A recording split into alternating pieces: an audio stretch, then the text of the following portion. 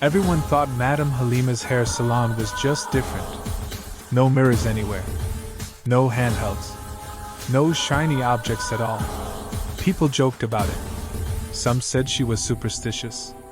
Others said she was hiding a secret. Every woman wanted to be touched by Madam Halima's hands. Her hairstyles were masterpieces.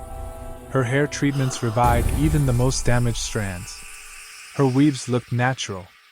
Her braids lasted twice as long as anyone else's. People swore Halima's hands had a kind of magic. But if only they knew the real reason. A truth so shocking that once you hear it, you'll never look into a mirror the same way again. The small but vibrant town of Alipaju had many secrets, some hidden behind quiet smiles, others tucked away in shadows. But none was as whispered about, as joked about, or as feared as the one connected to Halima's beauty sanctuary, the most sought-after hair salon in the entire district. Every woman wanted to be touched by Madam Halima's hands.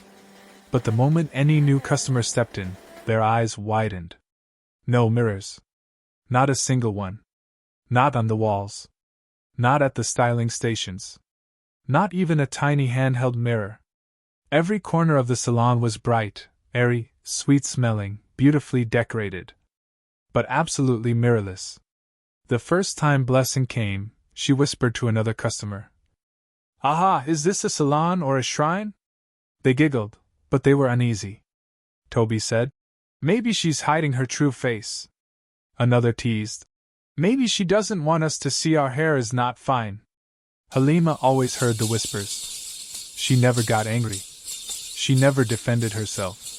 She simply smiled and continued working, her fingers moving gently, gracefully, confidently. Whenever someone gathered the courage to ask why there were no mirrors, Halima only said, "Beauty starts from the inside. When you leave here, you will know what I mean." And strangely, people did know.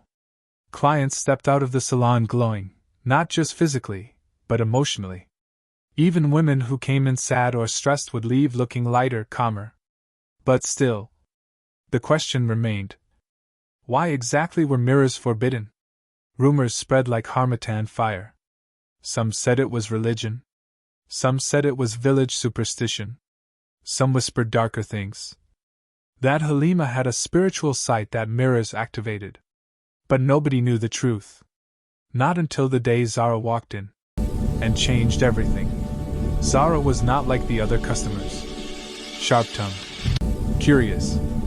Fearless. And a little stubborn. The kind who never followed rules she didn't understand.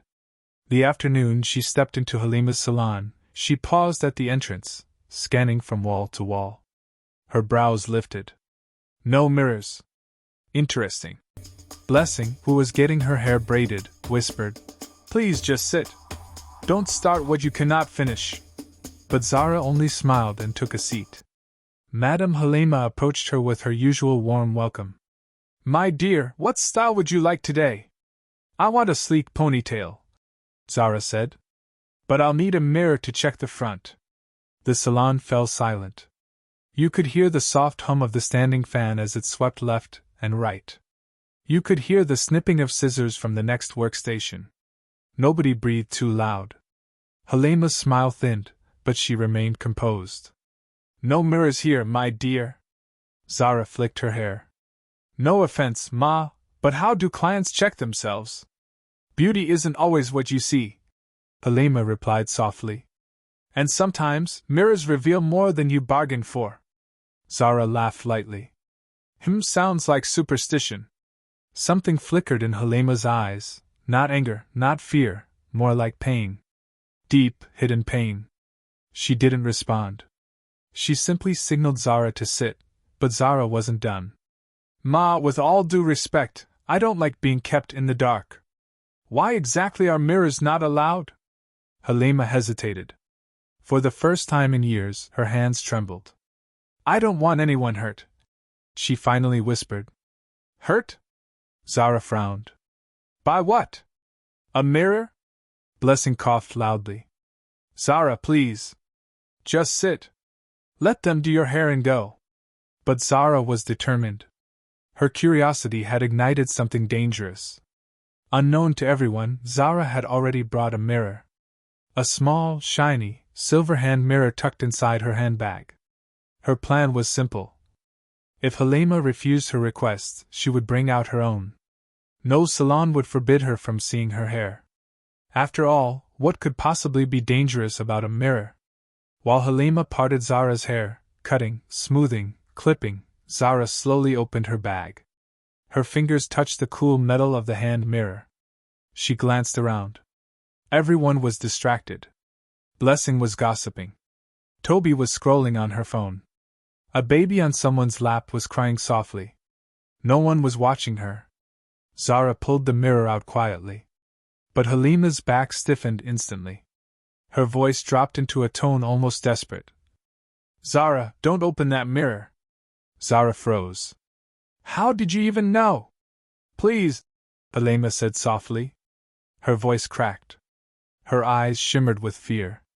It was the first time any customer had ever seen Madam Halima look afraid. For a moment, Zara hesitated. But curiosity won. She lifted the mirror. At first, she only saw the top of her forehead. Just normal.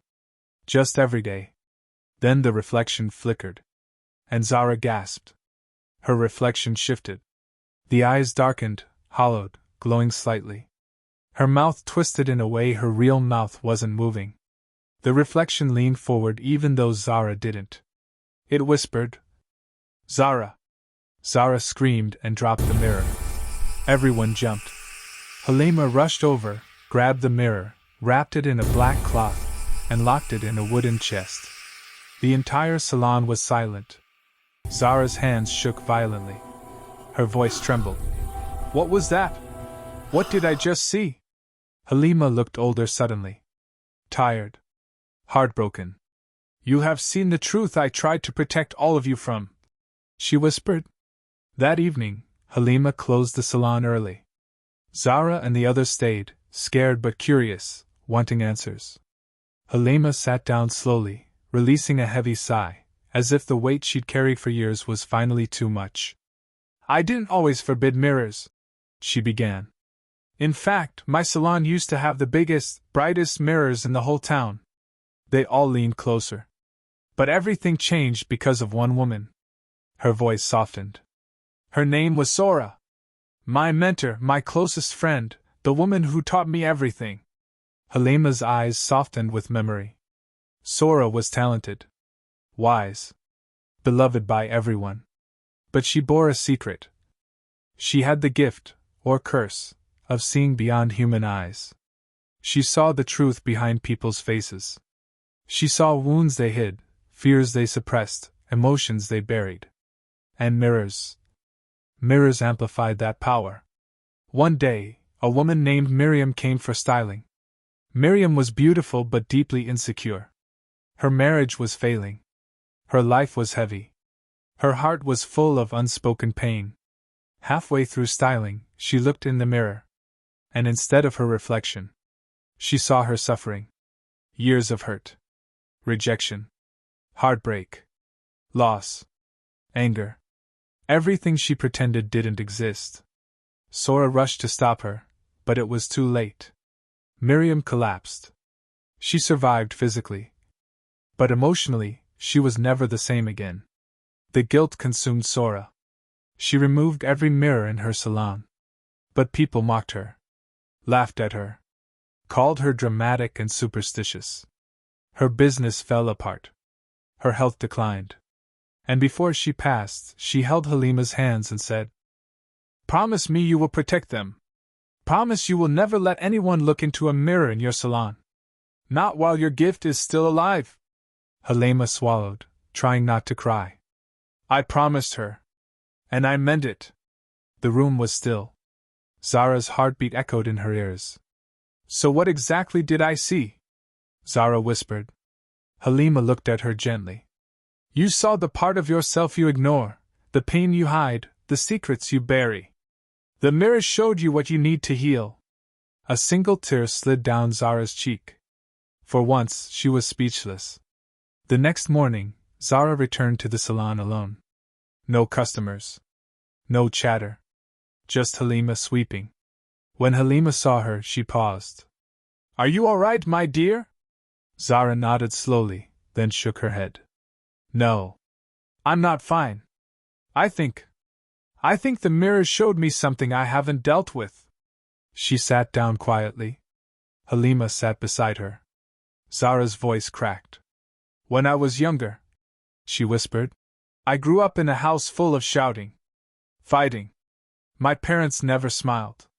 I always pretended it didn't affect me. I acted strong. Her hands trembled. But yesterday, I think the mirrors showed me that scared little girl I've buried inside. Halima touched her hand gently. Pain ignored becomes fear. Fear ignored becomes darkness. And darkness ignored becomes the reflection you saw. Zara wiped her tears. So how do I heal? Halima smiled, soft, warm, reassuring.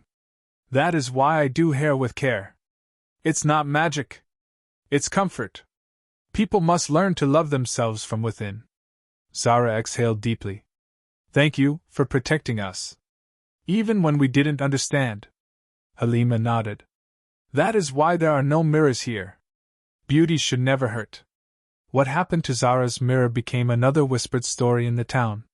Halima never threw it away. Never smashed it. Never burned it. Instead, she locked it in a small wooden chest, sealed with a cloth embroidered by her mentor Sora. Zara never asked for it back. She didn't want to. Halima kept it only because she believed. The past must be respected, not destroyed. The salon continued to bloom. More women came. More women healed. More women left glowing. The story spread. Madam Halima doesn't use mirrors because she protects you from the demons in your reflection. Some laughed. Some believed. Some didn't care. But one thing remained true. Every person who left her salon felt lighter. And honestly, they didn't need mirrors anymore. Months later, Zara walked into the salon again, smiling confidently. This time, her eyes had a softness they never had before. I thought about everything, she said gently. And I think, maybe I was ready to see that part of myself. Halima nodded, proud. You faced the truth. Only the brave do that. Zara laughed lightly. And now I don't care about mirrors. I like the way I feel. Halima's eyes sparkled. That is true beauty. People still talk about the salon. Some say Halima can see your soul. Some swear she can read your thoughts. Some claim she is blessed. Some think she is cursed. Halima doesn't correct them. She simply smiles and continues helping women heal. And the mirrors? Still banned. Because Halima knows one thing. If people truly knew what mirrors can reveal, they would never ask for them again. The end.